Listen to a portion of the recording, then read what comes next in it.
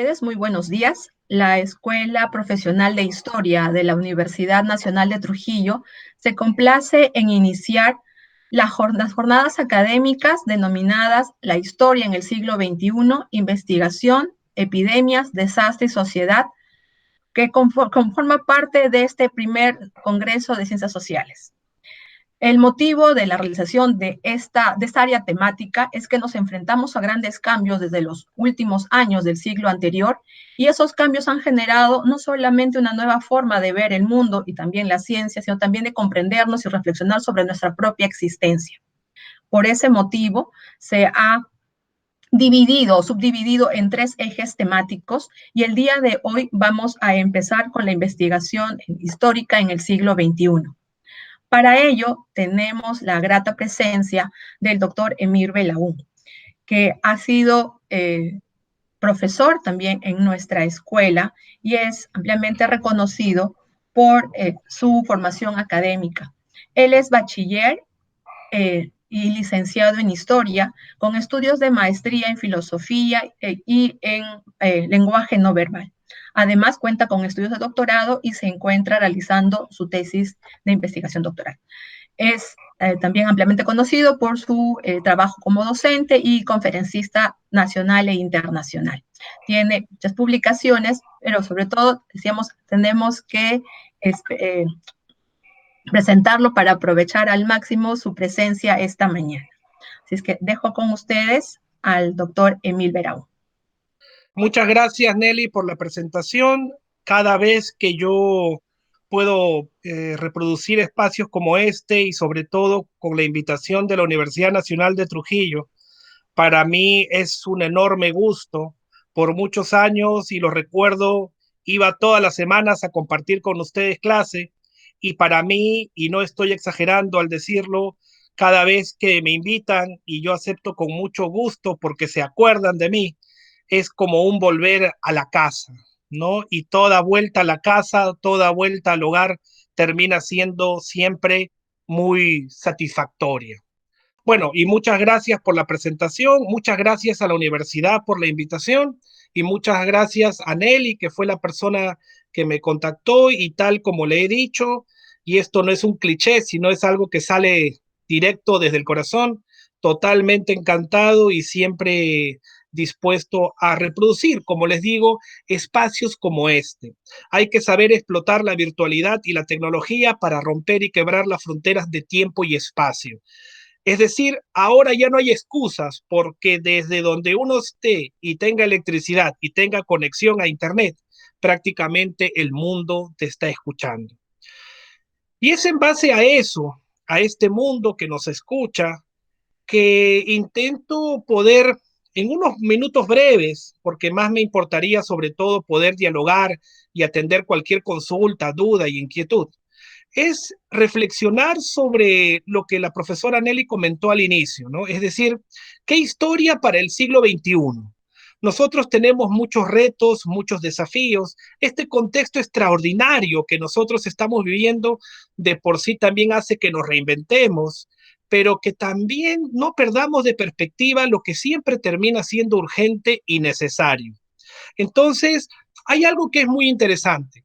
Los historiadores muchas veces nos quejamos de cómo somos tratados. Los historiadores muchas veces nos quejamos de que casi nunca se acuerdan de nosotros para conversar sobre temas actuales o contemporáneos. Los historiadores nos quejamos de que siempre prefieren a otros profesionales que puedan tener viva voz sobre temas para los cuales creo que nosotros estamos incluso mucho mejor preparados, pero también, así como hacemos esas críticas, nunca las orientamos hacia nosotros mismos y nunca hacemos las respectivas autocríticas para pensar sobre qué cosa estamos haciendo mal nosotros para que seamos considerados de esa manera. Es decir, algo debemos estar haciendo mal los historiadores para que sean los epistemólogos o los filósofos o los científicos sociales de otras disciplinas las que prácticamente o nos encasillan o debaten sobre lo que viene a ser la historia, su quehacer teórico, práctico, y hasta debaten sobre el sentido y el oficio del historiador, quedando muchas veces el historiador como mero espectador. Es decir, El historiador se queja de lo que reflexionan y debaten sobre su propia disciplina y es culpa del propio historiador, que muchas veces se enfrasca tanto en sus ámbitos de especialidad y de estudio, cosa que no está mal, al contrario, está bien, pero ensimismarse tanto en algo muy específico hace que se olvide de algo incluso mucho más importante y trascendental. Y esto es la reflexión teórica y posterior práctica de su propia disciplina.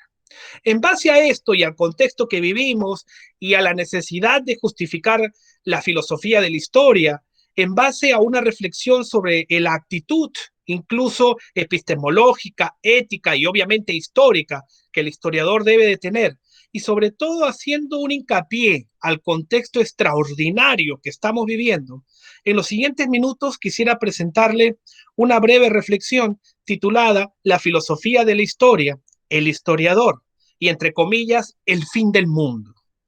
Y esto tiene que girar sobre, o va a girar sobre estos tres ejes. Reflexionar por qué termina siendo importante analizar la filosofía de la historia, o desde esta metahistoria que sea asumida la propia historia. Analizar dentro de esto, dentro de un contexto extraordinario como el que vivimos, cuál es el papel del historiador. Y finalmente, ¿qué tenemos que hacer los historiadores o cómo deberíamos pronunciarnos acerca del fin del mundo? Y luego vamos a ver por qué se ha utilizado esos conceptos.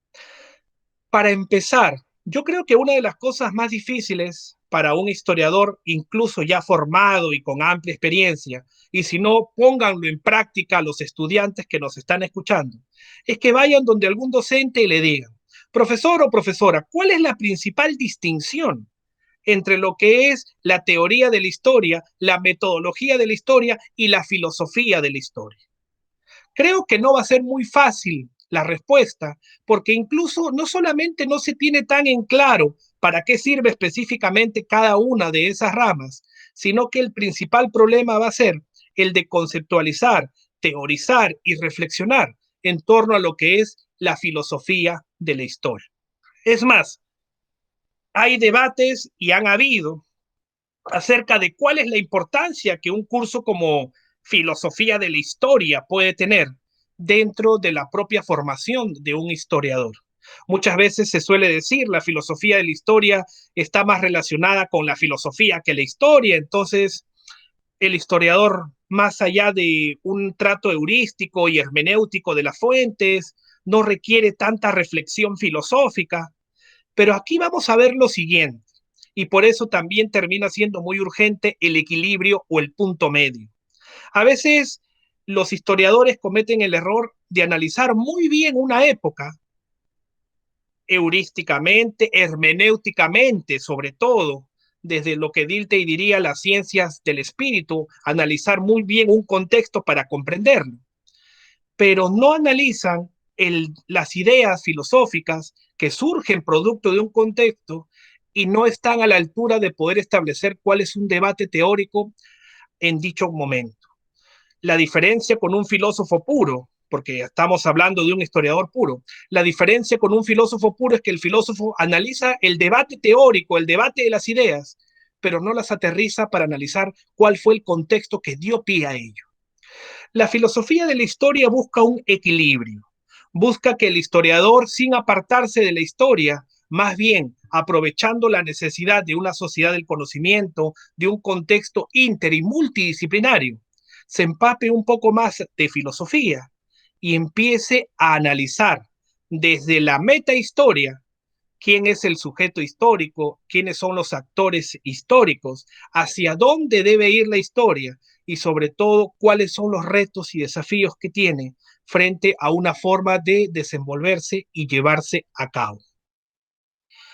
Cuando los historiadores en formación, cuando los estudiantes tienen tal vez una primera clase, se les dice, una cosa es la historia como materia y otra cosa es la historia como conocimiento. Una cosa es la historia propiamente dicha, que son los hechos que suceden, y otra cosa es la historiografía. Venga a ser el estudio sobre dichas cosas que suceden. Cuando hablamos de filosofía de la historia, me gustaría más remitirme a lo que sería entonces una filosofía de la historiografía. Esto viene a ser una reflexión filosófica que oriente un análisis de hacia dónde debe ir la historia, en su producción, en su escritura y sobre todo apuntando hacia cambios. Una cosa muy urgente y que siempre suelo repetir y que me parece importante es incluso la forma de asumir los tiempos en la historia. La historia normalmente cuando uno la escucha dice, bueno, la historia es el pasado, sí, es el análisis del pasado, para comprender el presente y proyectarnos al futuro. Eso lo hemos escuchado, lección 1 de la primera clase de la formación en la profesión del historiador. Sin embargo, algo que termina siendo muy urgente y muy importante es saber de que la historia es el estudio del pasado, pero que la historia utiliza el pasado solamente como un medio para un fin. ¿Y cuál es el auténtico fin de la historia? Es el futuro, porque al final de cuentas analizar el pasado y comprender el presente es solo la mitad del camino. Y la historia demuestra de que no se termina siendo producto de la suerte, el azar, o hay una mano económica que mueve el mundo, o una mano metafísica, o una voluntad divina. Son los seres humanos que se organizan y que en poner en práctica sus ideas mueven la historia. Entonces, esto es muy importante para iniciar. Entonces, cuando hablamos de filosofía de la historia, no es querer desentrañar la historia, no es en adivinar cuál es su sentido, no es en intentar descubrir sus leyes como para poder predecir acontecimientos y decir de que yo ya sé cómo funciona la historia y que al final de cuentas ya no hay un Dios que provee, sino ya descubrí esa historia que provee y puedo ser un sacerdote de los acontecimientos. No, para eso no sirve la filosofía de la historia. La filosofía de la historia se ha analizado desde diversos puntos de vista. En un primer momento, y acá está el profesor Juan Carlos Torres, que es un especialista en el medioevo, la filosofía de la historia se ha analizado desde el providencialismo, desde ese contexto en donde todo sale del seno de Dios y hacia el seno de Dios debe devolver, donde Dios y la divinidad eran la causa, el motor y motivo de todo lo existente, y en donde obviamente toda la ontología de la propia historia era producto de la voluntad divina. Con los cambios en el siglo XVI, en el siglo XVII, con la ruptura de los dogmas de la Iglesia, con el humanismo, con el antropocentrismo, la forma de considerar la historia cambia, ¿no? Pasa de una razón divina a una razón de Estado. Con Kant y con Hegel, Dios aparece lejano, aparece un tanto oculto en la naturaleza, en la voluntad de una idea absoluta, pero al final de cuentas todavía se ven ciertos retazos y ciertos manotazos de una divinidad participando en la historia, incluso en los propios procesos dialécticos. Y será con el materialismo histórico allá por el siglo XIX, donde por fin la historia es puesta de cabeza y parte una explicación desde las condiciones materiales de existencia. No es casual que en el siglo XIX se apunte hacia dónde debe ir la historia en un contexto donde los trabajadores, donde el denominado proletariado era el más explotado a razón de una sociedad totalmente industrializada, sobre todo en Inglaterra, producto de la revolución industrial. Llegamos al siglo XX, uno de los siglos, o si no el siglo más convulso, como diría Eric Hobsbawm, y al final hemos llegado a un siglo XXI donde todos los paradigmas, incluso desde los antecedentes postmodernos, venían saltando por los aires. Sigmund Bauman comentaría, por ejemplo, de que la posmodernidad no es otra cosa que los gritos de frustración del fracaso de los proyectos modernos. ¿Qué les quiero decir con esto? Que lo he comentado muy abuelo de pájaro, muy de forma panorámica, de que al final de cuentas cada época histórica tiene su forma de concebir la historia y hacia dónde debe ir. ¿Saben cuál es el mayor problema que tenemos en la actualidad? De que no sabemos, para empezar, qué definición le estamos dando a la historia. No sabemos hacia dónde debe ir. No sabemos porque no hay un proyecto teórico que intente unificarla en el sentido de que no todos vamos a pensar igual, pero sí deberíamos tener al menos como un eje transversal unos objetivos en común. Y eso no se tiene. Hay muchos retos y desafíos estando ya en el siglo XXI y no se puede decir que haya una corriente actual historiográfica que esté marcando tendencia, y con esto no digo de que hay que esperar un mesianismo histórico para seguirlo, ojo, no. Lo que yo veo es que hay mucha producción historiográfica que atiende muchos vacíos históricos y eso está muy bien, pero noto muchas veces que los historiadores quedan tan ensimismados en su producción historiográfica, en llenar vacíos historiográficos, que no se ponen a investigar para investigar. Y luego vamos a ver qué quiere decir eso de hay que investigar primero para investigar. Entonces, yo creo que disciplinas como la filosofía de la historia, y hay una cosa muy importante, es como cuando a alguien le preguntan, o me pueden haber preguntado, Emil, ¿cómo se aprende a investigar? O Emil, ¿cómo se aprende a filosofar? Bueno, no se puede decir que leyendo un libro o en una sola clase alguien aprende a investigar, como no se puede decir que en una sola clase alguien ya sabe filosofar, o no se puede decir de que la ética, siendo un saber práctico, tal como lo definía Aristóteles, se puede enseñar en una clase. ¿Cómo se aprenden las cosas? Haciéndolo. Yo me hago mejor persona cambiando de hábitos, yo me hago investigador investigando, y al final de cuentas filosofo mejor filosofando. En este caso, hacer una filosofía de la historia sería empezar a reflexionar la historia desde las urgencias que las sociedades tienen, sobre todo en la actualidad, en proyección a futuro. Y acá es donde viene el principal problema, porque los historiadores muchas veces cojeamos en qué aspectos. Podemos dominar mucho un tema de nuestra investigación, que lamentablemente lo hemos hecho tan específico que cuando nos mueven un poco de ese tema y nos acercan a lo metodológico, nos acercan a lo epistemológico, nos acercan a lo filosófico, y ni qué decir a lo antropológico, incluso sin ir tan lejos a lo sociológico, muchas veces nos sentimos como peces fuera del agua. Y en un contexto, como les digo, inter y multidisciplinario, esto termina siendo un problema. Por eso, desde Florescano y desde muchos otros investigadores, se hacía referencia a esto del problema del historiador puro, de aquel historiador que solo sabe de historia y que cuando lo sacas de la historia prácticamente naufraga. Por eso la importancia de la teoría de la historia, la importancia de la metodología. Pero ¿saben dónde empieza todo el trabajo? ¿Dónde se inicia todo este transitar y este camino, todo este drama de reflexión y producción histórica? Empieza con la filosofía de la historia. Así como la principal pregunta filosófica que da pie a las diferentes ramas de la filosofía, que es la ontología. Bueno, al final de cuentas, la ontología de la historia es la filosofía de la historia. ¿Qué es? ¿A dónde vamos? ¿Cómo debo escribir? ¿Qué es lo que quiero? En su producción, por así decirlo, yo tendré luego la teoría de la historia. En su forma, cómo llegar a cumplir eso, tendré la metodología. Pero si los historiadores no reflexionan sobre su disciplina, si los historiadores no construyen un terreno fértil sobre el cual poder transitar, después no nos quejemos entonces que en condiciones extraordinarias se cite y se pida palabra a cualquiera, menos a alguien como nosotros.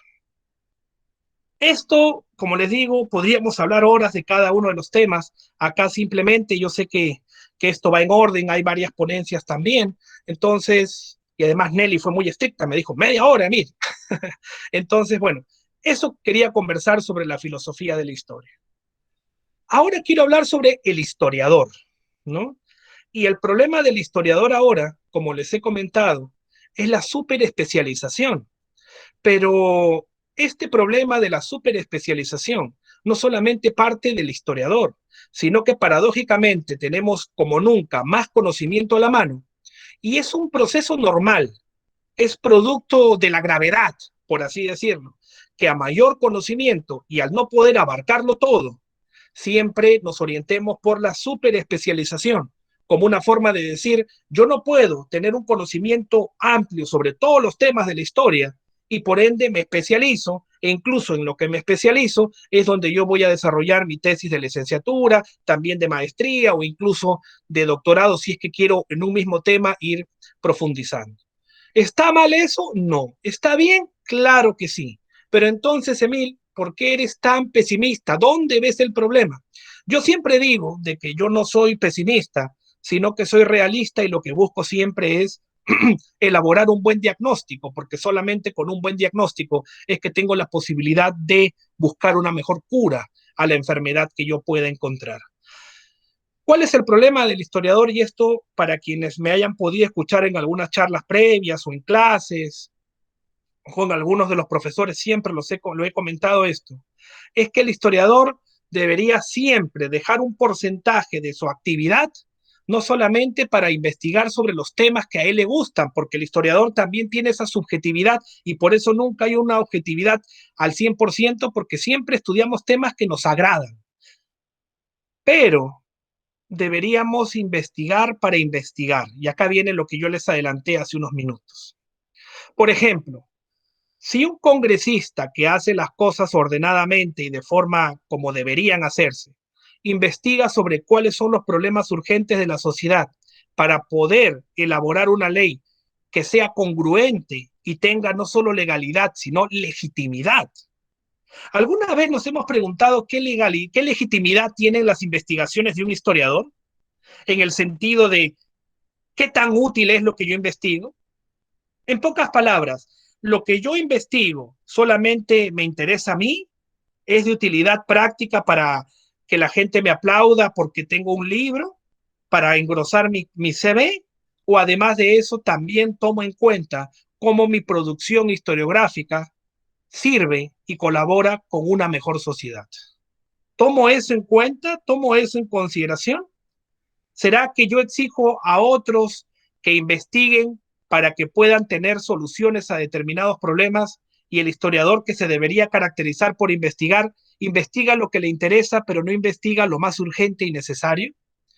¿Será entonces que el historiador tendría que destinar parte de su propio tiempo a averiguar cuáles son las urgencias de la sociedad para ser también como intelectual o como científico social a poner en ventana aquellos problemas urgentes que merecen ser resueltos?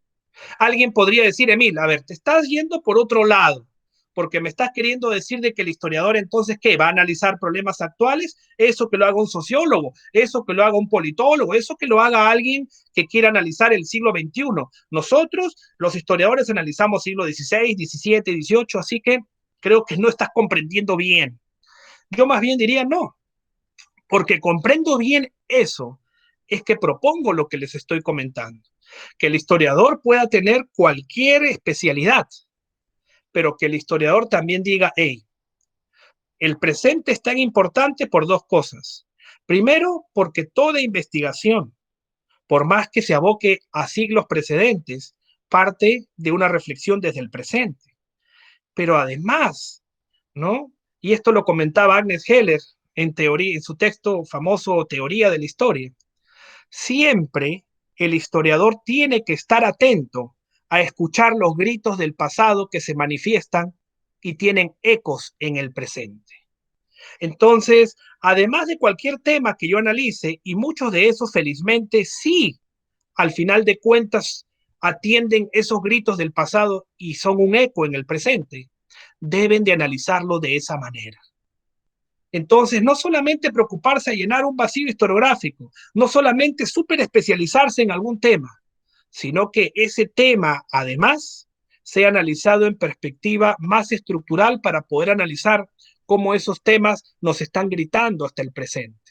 Y es que acá vemos otro problema, que muchas veces los estudios que se hacen son muy superficiales, muy específicos, muy micro, y no atienden a resolver problemas mucho más grandes. Emil, otra vez te estás yendo por otro lado, porque el historiador no tiene tiempo de hacer ese tipo de trabajo. Vivimos en un mundo muy acelerado, en un mundo donde al final yo me puedo dedicar solamente a ver las ramas.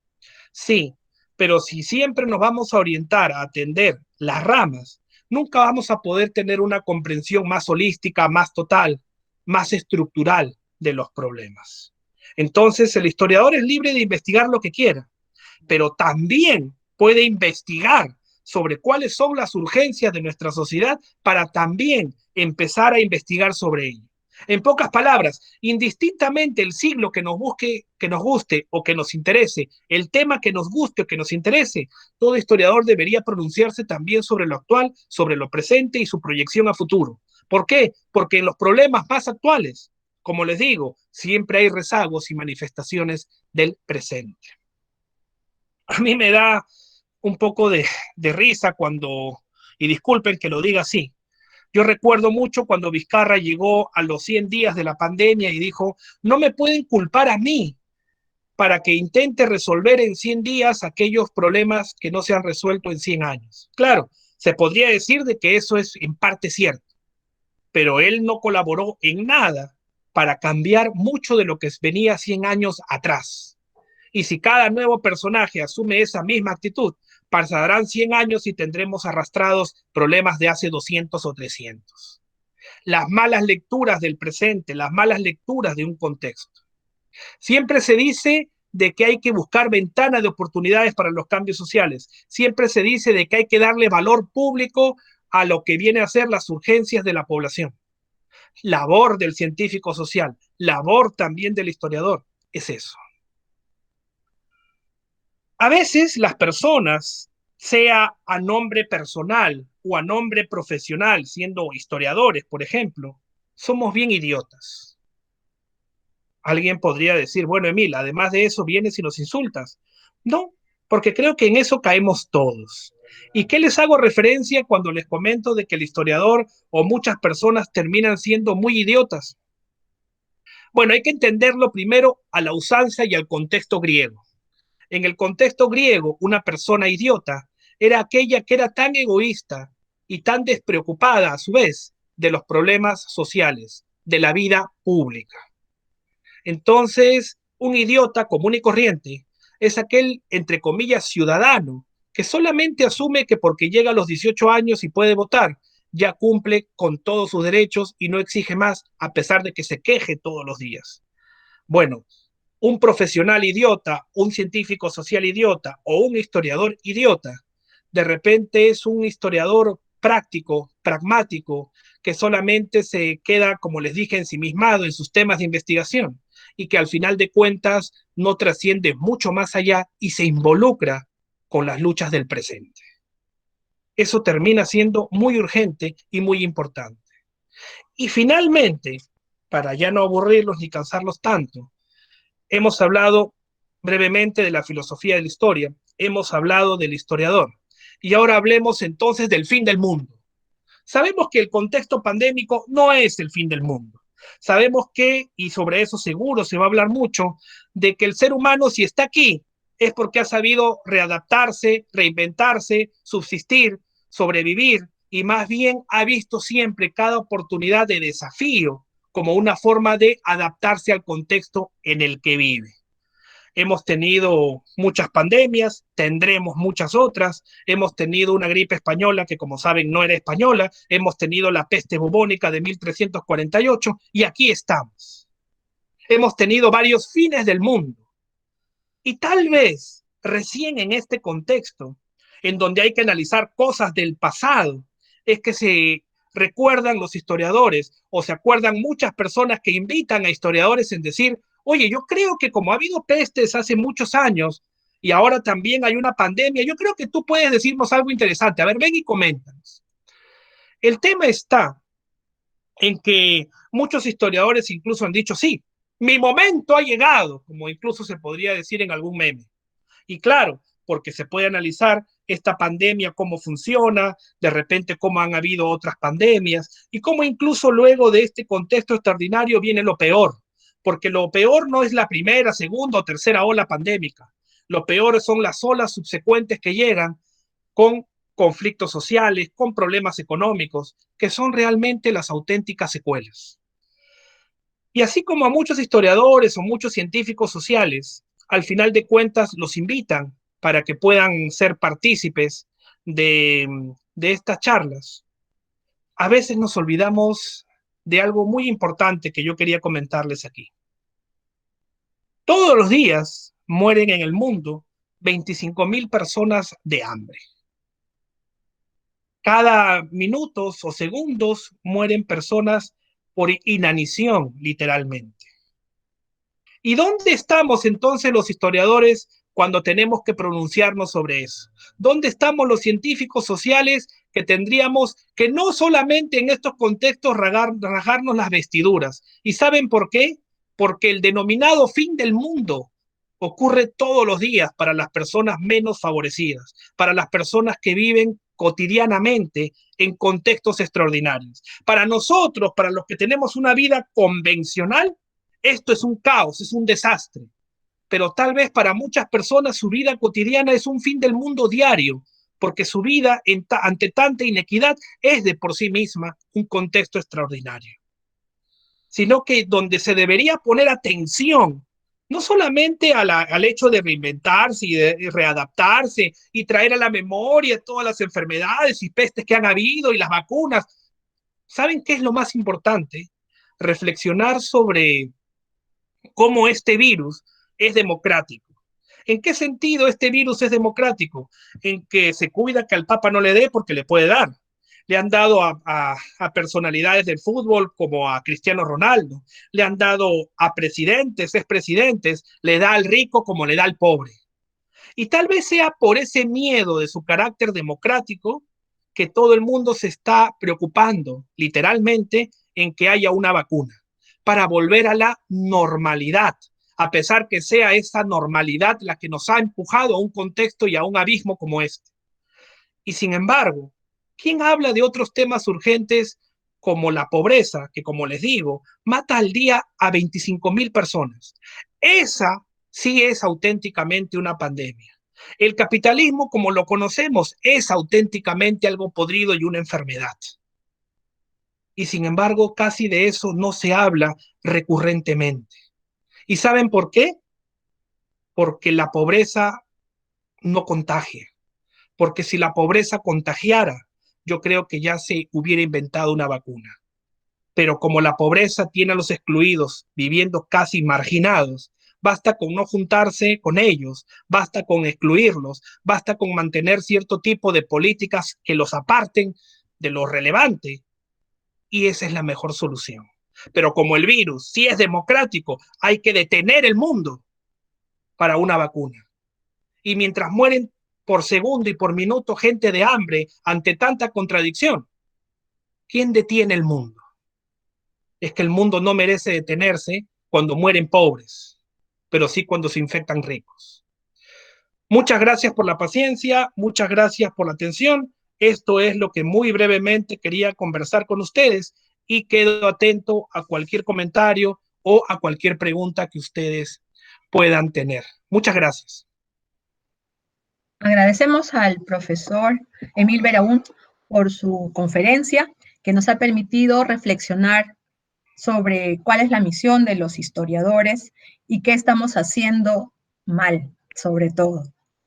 Y me parece pertinente que en esas reflexiones el comentario sea directo, sea claro y en el tono preciso. Nos ha dado una revisión sobre la necesidad y la importancia de tener de manera permanente la reflexión teórica para o como sustento de nuestro accionar cotidiano y también profesional. Dentro de ello, el poder distinguir qué hace un historiador a nivel metodológico y a nivel filosófico y de qué manera se vincula justamente ese accionar en su producción historiográfica y la relación con la idea que cada uno de estos profesionales pueden tener dentro de la concepción de la historia. Luego nos ha hecho reflexionar nuevamente sobre ese compromiso, ¿no?, que ya Flores Cano señalaba, de vincularse con la sociedad. Y efectivamente, ante este panorama de crecimiento, de tecnología, de sociedad del conocimiento, de haber llegado a la necesidad de una superespecialización, tal vez nos estamos alejando.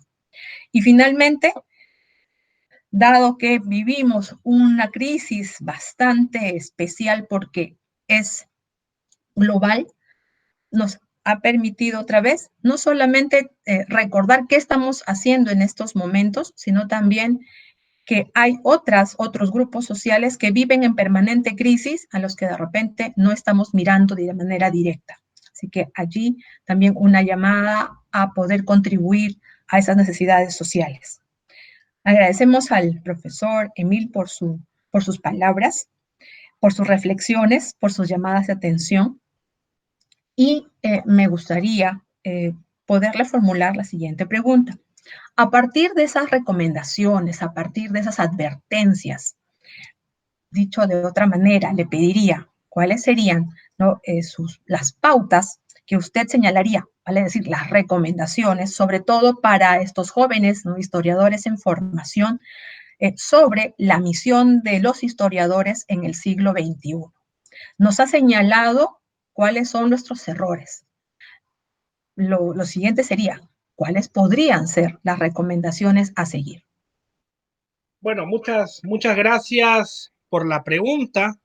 Las recomendaciones, bueno, así como les comentaba, ¿no? Nadie puede aprender solo teóricamente a filosofar o a investigar. Hay que hacerlo de forma práctica. ¿Qué les diría yo así, totalmente de forma honesta y siendo yo un profesor también?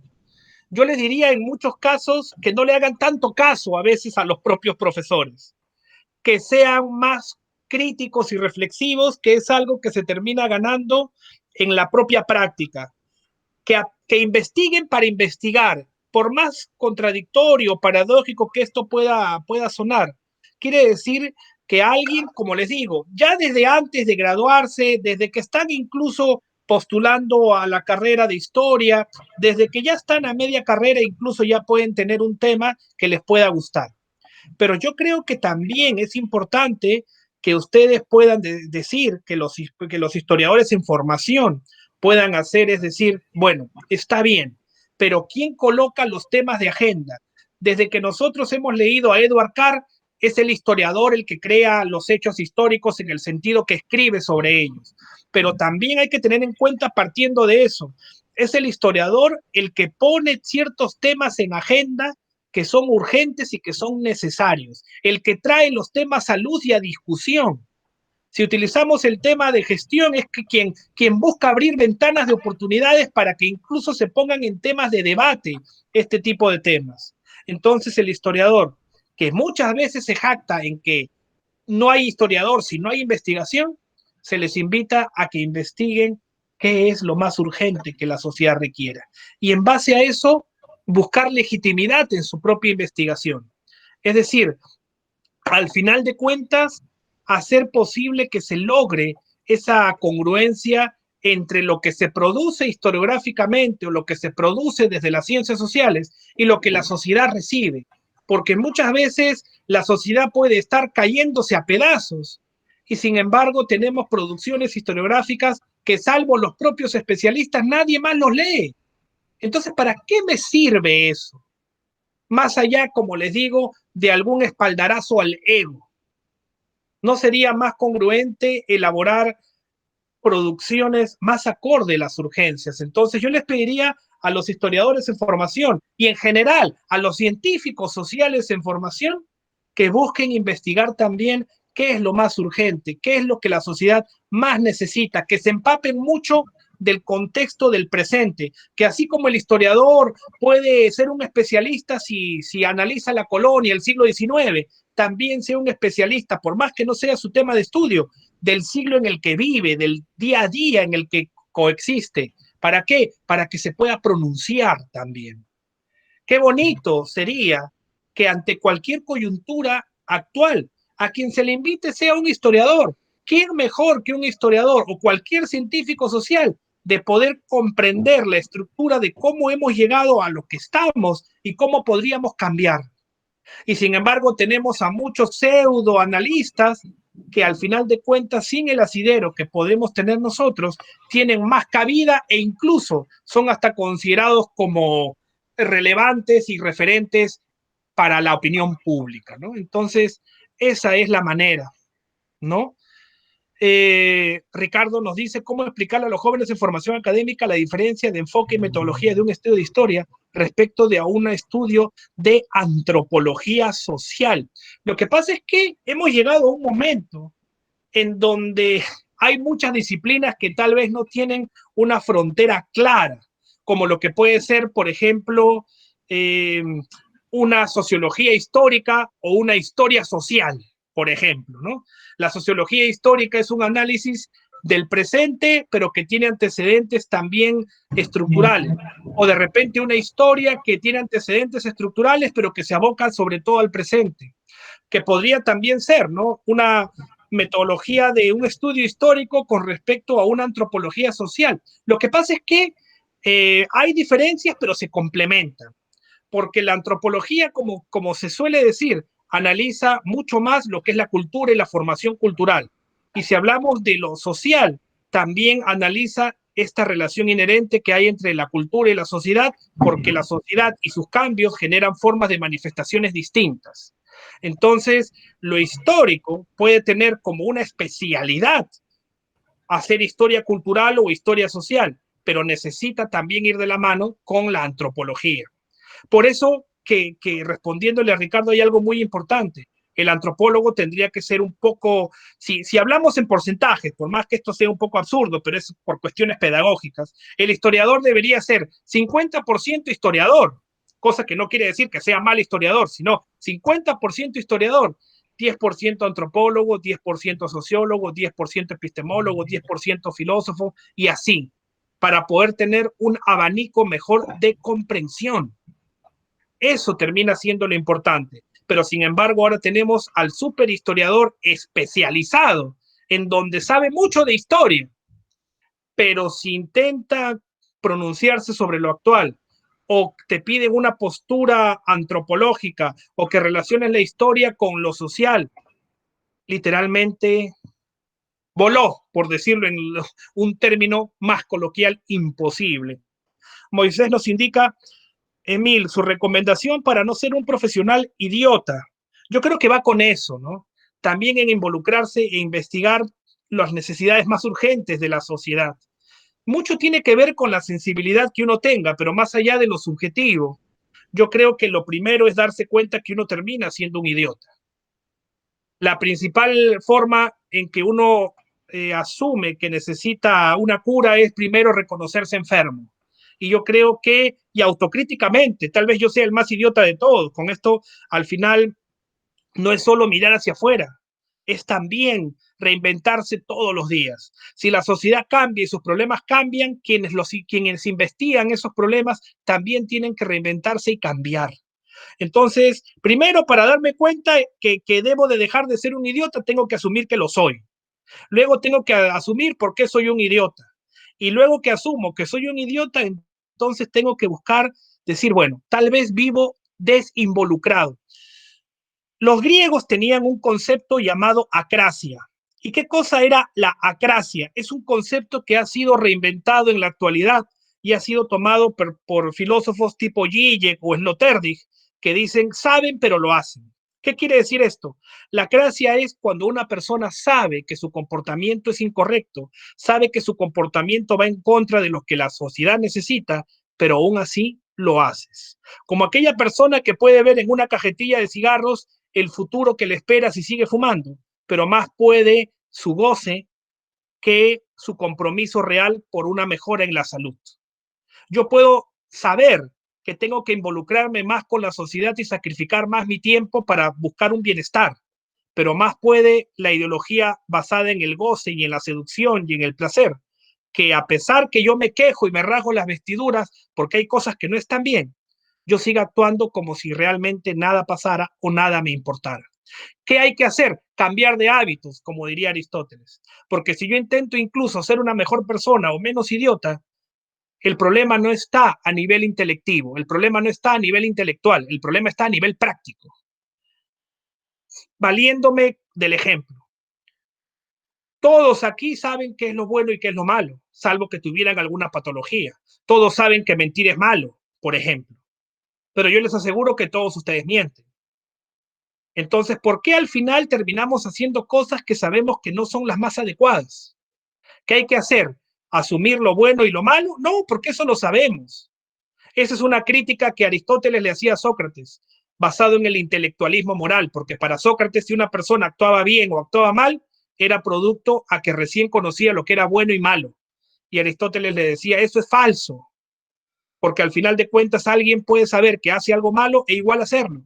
Si no un delincuente, ¿por qué se tapa el rostro? ¿O por qué el infiel va a escondidas? Porque sabe que hace mal. Entonces, ¿por qué? Si nosotros sabemos que la sociedad se está cayendo y destruyendo, ¿por qué no nos pronunciamos? ¿Por qué no actuamos? Felizmente que los hechos que han pasado hace poco, en lo personal, a mí me han dado una luz de esperanza, porque al final de cuentas yo era bien realista antes que pesimista y pensar que a portas del bicentenario de nuestra independencia política no había nada que celebrar. Con esto no digo de que ahora sí lo haya, pienso que no hay absolutamente nada que celebrar, pero me da una luz de esperanza de pensar que las cosas pueden mejorar si en vez de tener ciudadanos acráticos que saben que las cosas están mal, pero caen en un conformismo, yo veo que hay gente que está con la predisposición a tener realmente una ciudadanía activa y a reclamar e indignarse. Porque no olvidemos que en una sociedad el auténtico soberano es la población. Y si alguien debería tener miedo a alguien, son los gobernantes quienes deberían de tener miedo a la población organizada. El profesor Juan Carlos, ¿qué tal? ¿Cómo estás? Un gusto siempre compartir espacios contigo, Juan Carlos. ¿Por qué la filosofía de la historia ha sido tan menoscabada por la historiografía? Yo les voy a dar un ejemplo, que es mi modesta apreciación personal. De cada 100 investigaciones que se hacen, la cámara, sí, es que a veces el internet baja un poco, pero bueno, ahí espero que se vea, ya está. Espero que se vea, espero no asustarlos, al menos me he intentado peinar para la ocasión. A ver, ¿por qué la filosofía de la historia ha sido tan menoscabada? Y como les digo, tal vez se les puede explicar mejor esto con un ejemplo. En el Perú, de cada 100 investigaciones que se hacen, 96 son cuantitativas y 4 cualitativas. Una de las cosas por las cuales los estudiantes se quejan, sobre todo los cualitativos, es que no encuentran profesores que los puedan asesorar como se debería. Y por eso muchos otros, de forma más práctica, les dicen, pero ¿para qué vas a hacer una investigación cualitativa? Mucho trabajo. Haz una investigación correlacional o correlacional causal y listo. Es decir, no es que no haya las ganas de investigar cualitativamente, que es la forma como se debería analizar e investigar en las ciencias sociales, sino que como hay muy pocos especialistas en investigación cualitativa, entonces mejor hacemos lo que hace el montón. Bueno, igual, hay tan pocos historiadores que no sean historiadores puros y que conozcan sobre antropología, sobre filosofía, sobre sociología, que alguien que haga filosofía de la historia, por ejemplo, supongamos que te refieres no solamente a la filosofía de la historia como materia, sino como conocimiento, que hay muy pocos profesores que se aventurarían a enseñarlo. Hay muy pocos profesores que motivarían a sus estudiantes a hacer investigaciones de filosofía de la historia. Y es más, Juan Carlos, algo que tú lo puedes saber mejor que yo, pero en muchos congresos, en muchos simposios, tal vez una de las ramas en donde menos participación hay es en las ramas de filosofía de la historia, cuando filosofía de la historia y teoría de la historia debería ser la mayor producción, porque si yo quiero orientar la historia hacia aspectos más urgentes, actuales y necesarios, el debate está bien, es historiográfico en cada uno de los temas o etapas o periodos, pero también sobre hacia dónde está yendo la historia como práctica, como disciplina, como oficio del propio historiador. Entonces, yo creo que hay muy pocos especialistas, se tiene que hacer escuela en eso, se tiene que fomentar más eso. Para mí, y la profesora Nelly, tú, Juan Carlos, saben mi posición. Filosofía de la historia, metodología de la historia, teoría de la historia, son cursos fundamentales sobre los cuales se erigen todos los demás. En pocas palabras, y disculpen si tal vez lo que les digo siempre es obviamente mi apreciación estrictamente personal. Con esto no quiero decir